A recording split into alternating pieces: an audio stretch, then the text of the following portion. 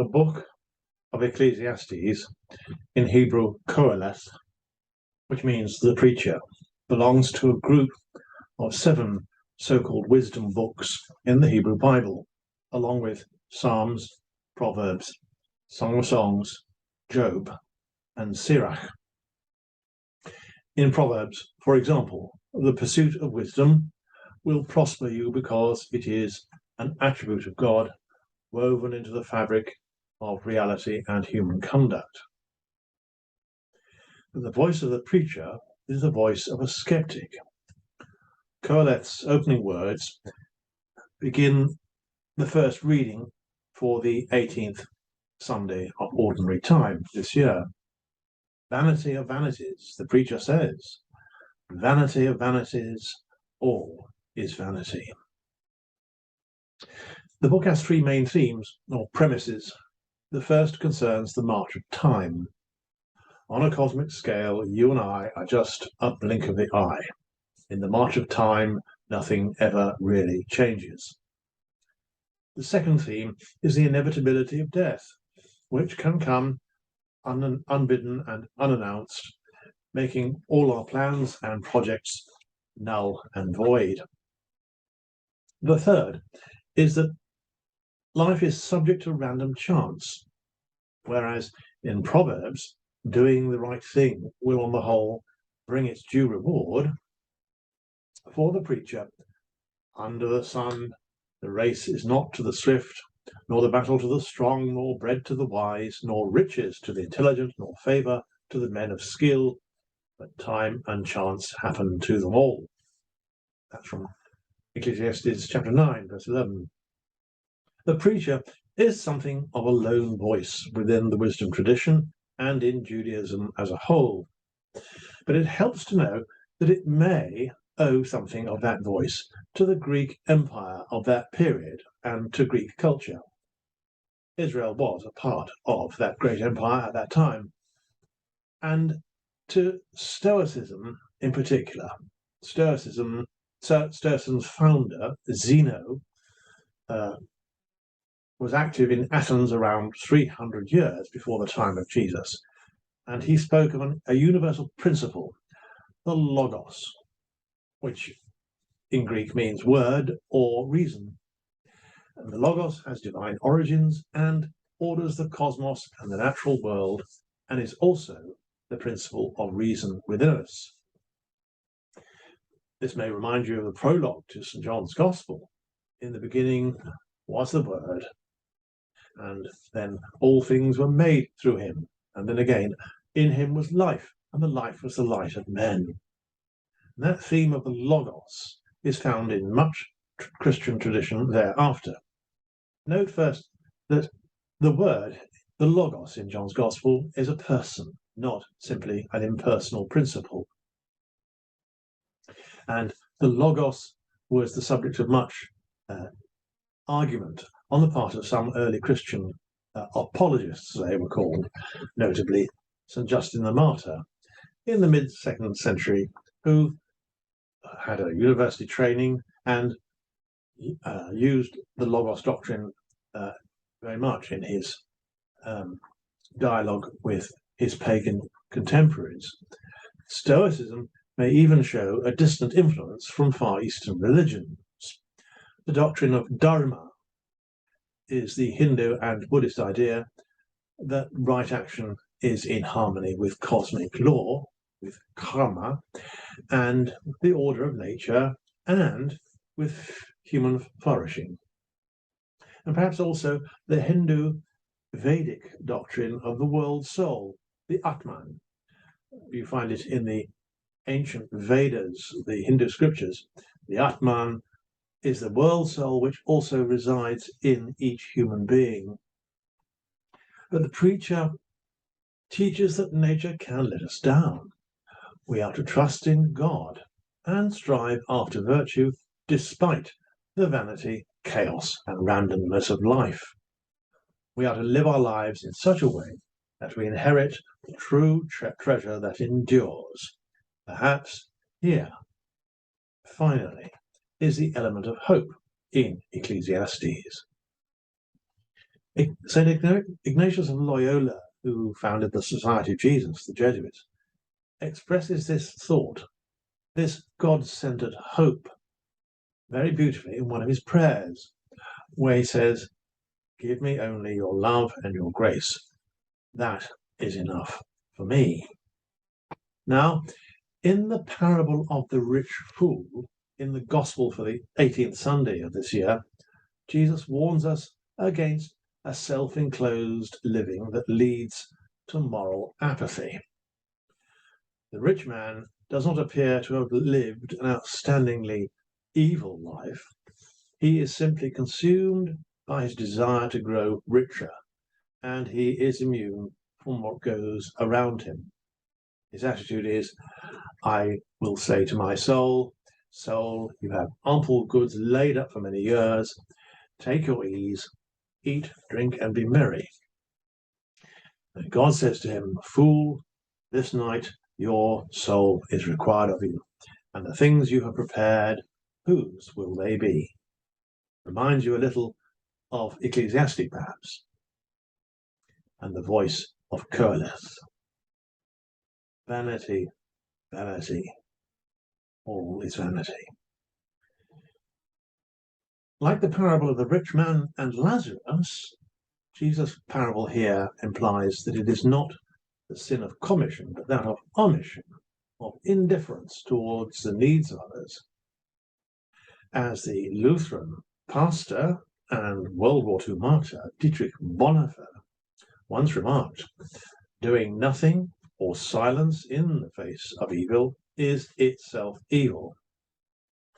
Indeed, that thought, that spirit, lay behind his resistance to Nazism.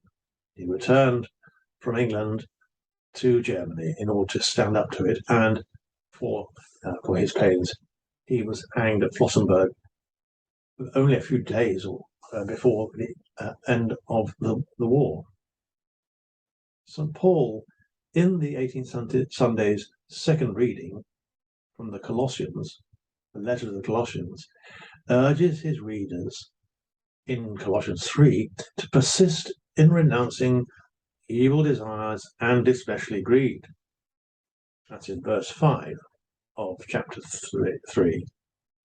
And he goes on to say, before he says that, he says, everything that belongs to earthly life. When he mentions what belongs to earthly life, he is clearly thinking of the baptismal promises. What belongs to earthly life means, in this context, those things which are contrary to the gospel, which we renounce in our baptismal promises when we renounce the world, the flesh, and the devil. And we can say that because the passage opens with a clear reference to the experience of being baptized. Since you have been brought back to true life with Christ, you must look for the things that are in heaven, where Christ is, not on the things that are on the earth. St. Paul expresses the truth behind this baptismal experience in the most radical possible terms.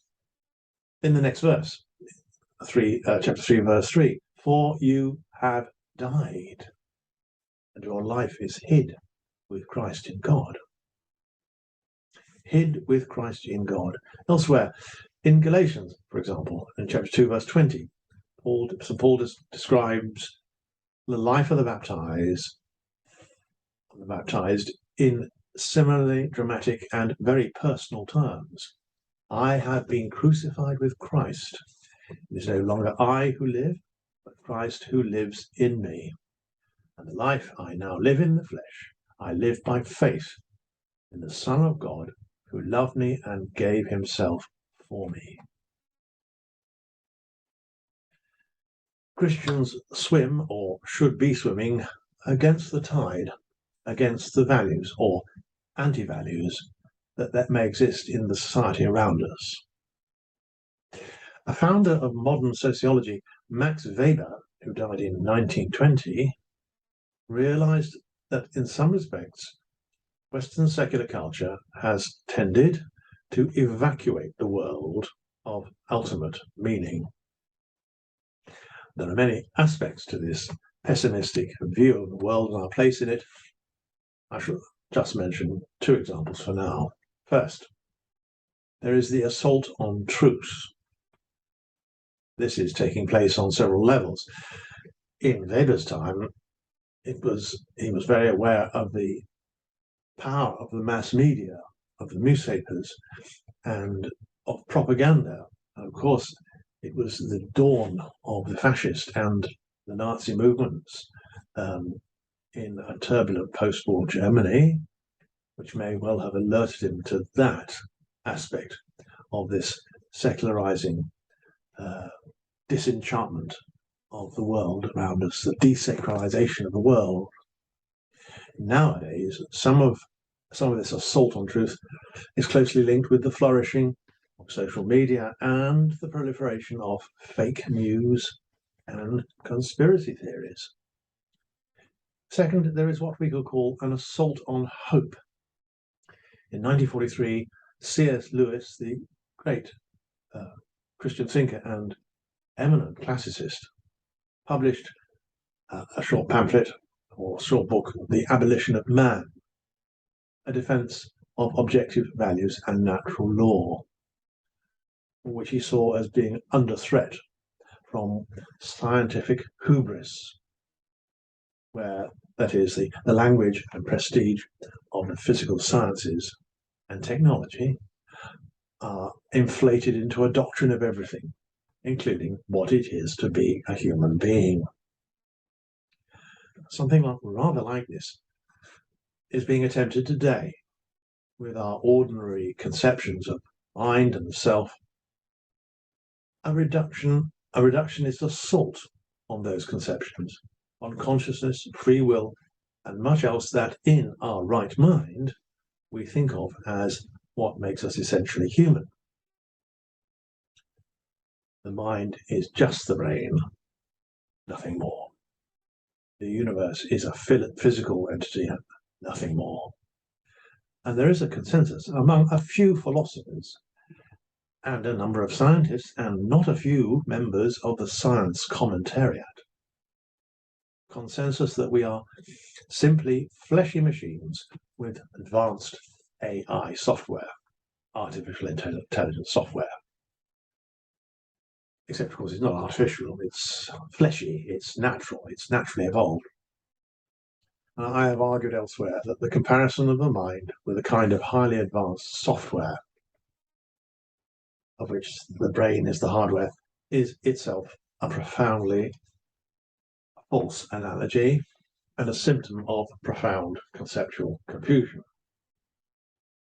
That aside, the gospel of Christ, the good news of the kingdom, teaches us to show the way to a culture of encounter and acceptance of the other, a questioning acceptance, but by means of, through a radical discipleship of love and compassion, solidarity and service.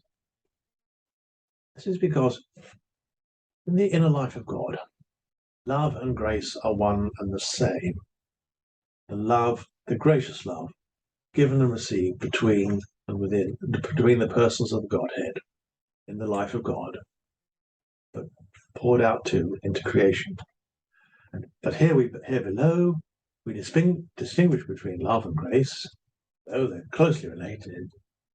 We distinguish between them for our understanding's sake. God's love is gracious, and by grace we mean not impersonal power, but love, divine love. I've spoken about this more than once before. Divine love as gift and invitation. An invitation which in itself, empowers and enables us to receive it and to respond to it. It is not only in the Mass and the other sacraments, but in a particular way, in the Mass and the other sacraments, we are enabled by grace to lay hold of love offered to us, and in doing so, return it to God and then outward to others. A far cry, a world away from the rich fool's vanity, here today and gone tomorrow. Christ's teaching and example shows us that rather than succumb to the selfish narcissism of the rich fool, with Ignatius, we are to seek out the place where the love of God empowers us, compels us even, to say, with Ignatius, take, Lord, receive all my liberty, my memory, my understanding, and my entire will, all I have, and call my own. You have given all to me. To you, Lord, I return it. Everything is yours. Do with it what you will. Give me only your love and your grace. That is enough for me.